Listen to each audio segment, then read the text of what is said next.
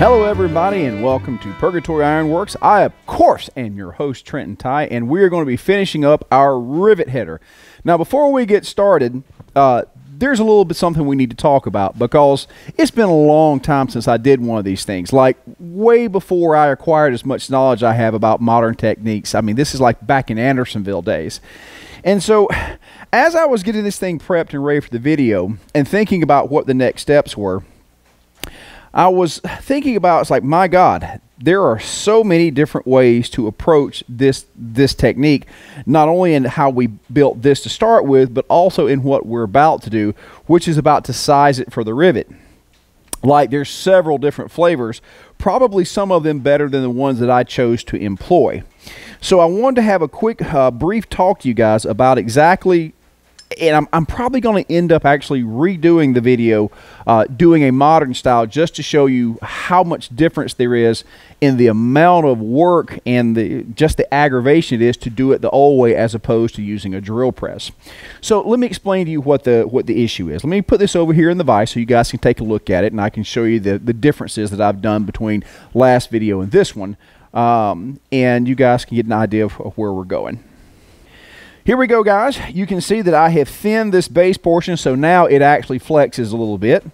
I have cleaned up this top, so now we've got good square corners in there. That's going to be the biggest hurdle you're going to face when you're doing this, but it fits in here like this, and ba-boom, once we get a slot in here, it will hold a raw piece of stock very firmly, and you can make the rivet head. Now, normally, let me explain to you how we normally do this using modern methods. Normally, we just have this area right here, okay, and that goes into a drill vise under a drill press, okay. We put a little shim of metal in here so that when we close it in the vise, there's a little bit of a gap, maybe a 1/16 of an inch, and then using the drill press, we actually go straight down in there. Now, when you take the sheet metal out, that means that you've got a little bit of a gap in there that allows this thing to really clamp down on your rivet. If you don't have that little gap in there, it's not going to close tightly on your rivet at all. So, now the question is, why can't we do this in the drill press? Well, two reasons. One, we now have this guy on the bottom. Can't really get a clamp or a vise on this without this interfering.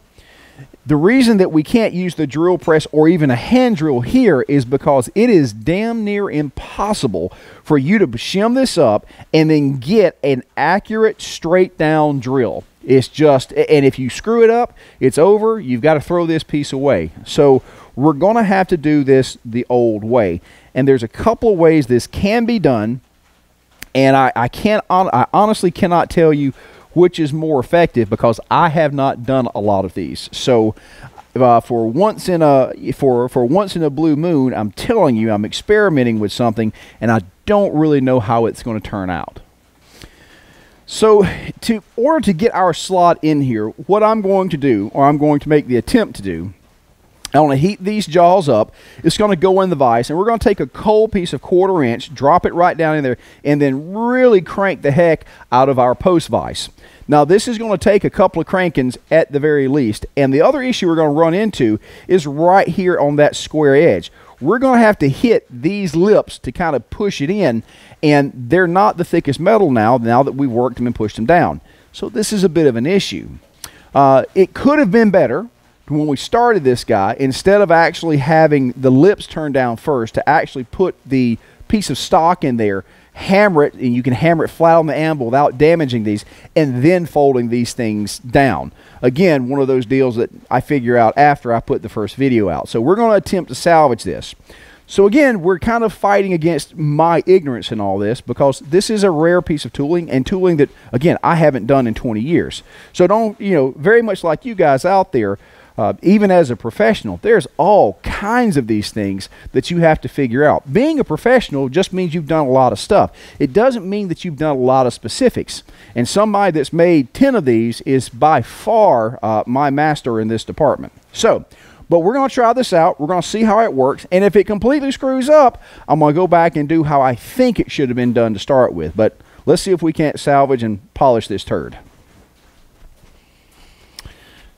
All right, we chuck her up in the vise, line it up, And I'm only going to do about 1 inch, simply because I never do more than 1 inch rivet in 1/4 inch thick material. And we're going to mush.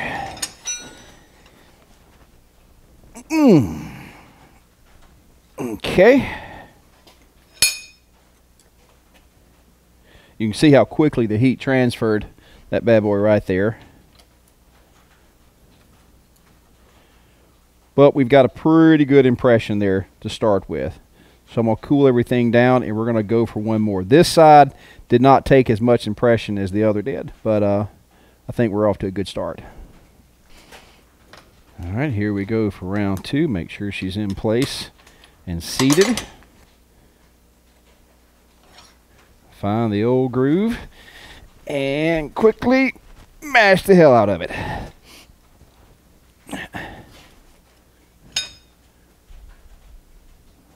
Okay.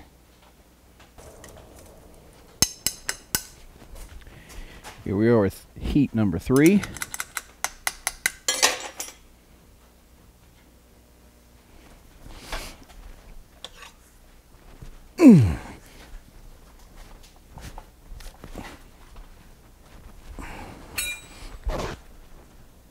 Alright. Well, look how quick that thing gets hot. Okay. Alright, so it looks like that I have got everything at least halfway lined up, and it's looking good. Like I said, so I've got a good indentation now. So now I think I'm going to save myself a lot of aggravation. And what I'm going to do is I'm actually going to open this guy up, and I'm going to do basically some open die forging. Taking a closer look, you can see that we've got a good indentation right here. Well, what I'm going to do now is leave this open, heat it, lay a cold bar into that groove, and now I'm actually going to work it down just with the hammer and see if we can't make a little bit more headway. I'm still going to have to work around this guy right here, but it should do a pretty decent job.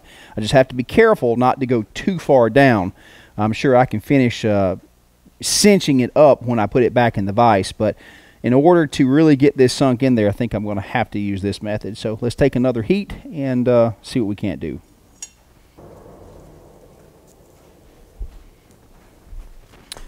Now, if you notice, I've had to make myself a little bit of a shelf here to support this as I work it. Here comes my 1/4 inch.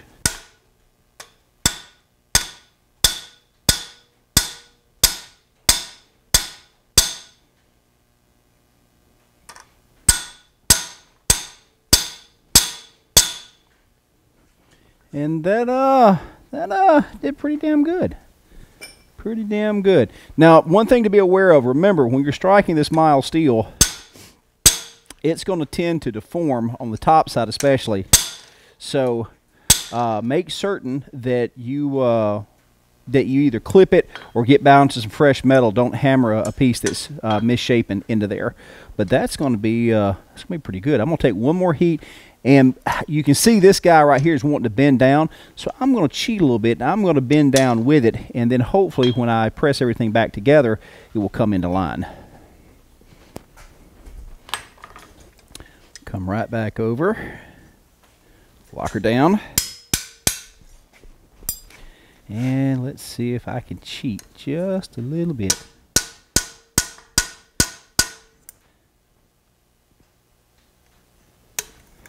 I need me a little block up under this end. It's wanting to bend down on me. Again, if we had a, let's see, I bet you if I put myself, a little piece of 3/8 on that bottom, it'd catch that lip, and we would be in business. How much we need right there? About 1/4 inch. You guys can see right there that what's happening is because there's nothing up on there, it's wanting to bend down a bit. Well, like I said, let's see if I can't get a piece of 1/4 inch to put up under there and see if that won't support it.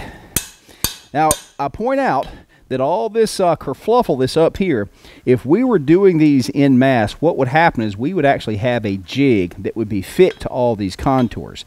As it is, we're having to jury rig the crap out of it.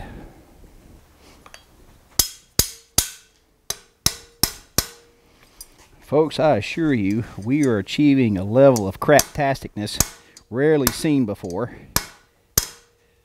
But believe it or not, it's working.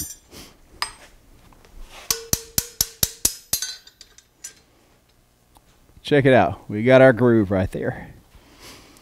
Now, we are certainly going to come back in and clean this up with the grinder or whatnot, but now we have a groove that goes all the way through that top plate, and it's something that can be cleaned up pretty easily and then fixed if we have to put it into the vise again and press it to fit. But I think we're pretty good to go. I can't believe it. Let's do the other side.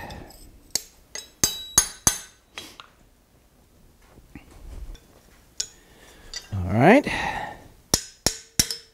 this is looking promising. Comes our piece.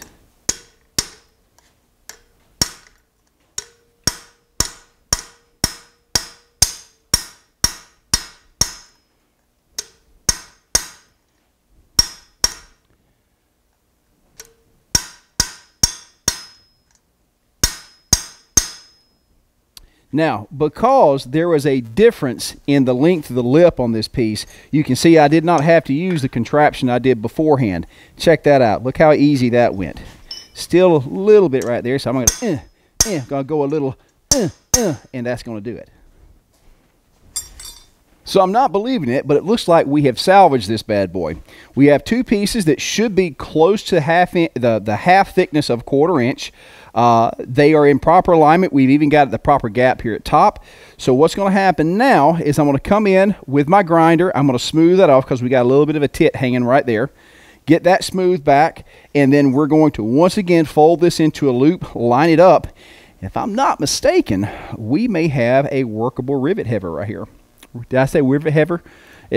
I've had some anti-anxiety liquid medicine here, so if my spleech is a little off, you know why. So once you've got everything set together, you're back to it looking like this bad boy right here.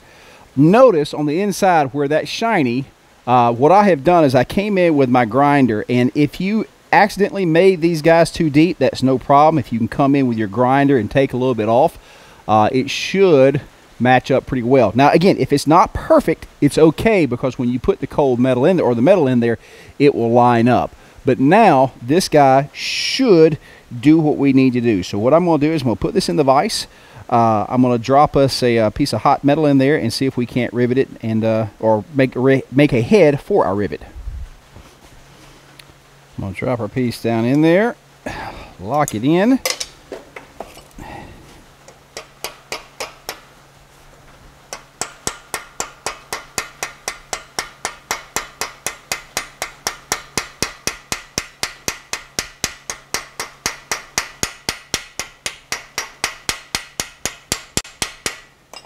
And let's take a look. So guys, let's take a look. There is our rivet. Now again, this is not the world's greatest rivet. However, for the vast majority of work that you're going to do, that's not too terrible bad. This will save you a lot of time, especially if you've got some time to kill, just making these guys up so you don't have to try to have spacers if you're trying to rivet a pair of tongs or things like that.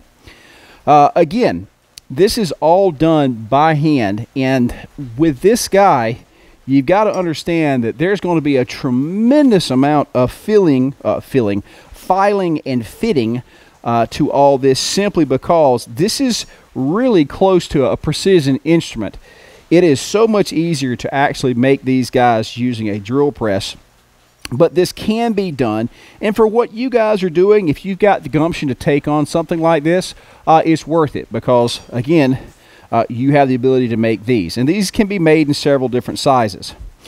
But I will tell you, it's going to be a bit of a monkey. This is not a super easy item to make, so just keep that in mind, and when you screw it up a couple times, don't be upset.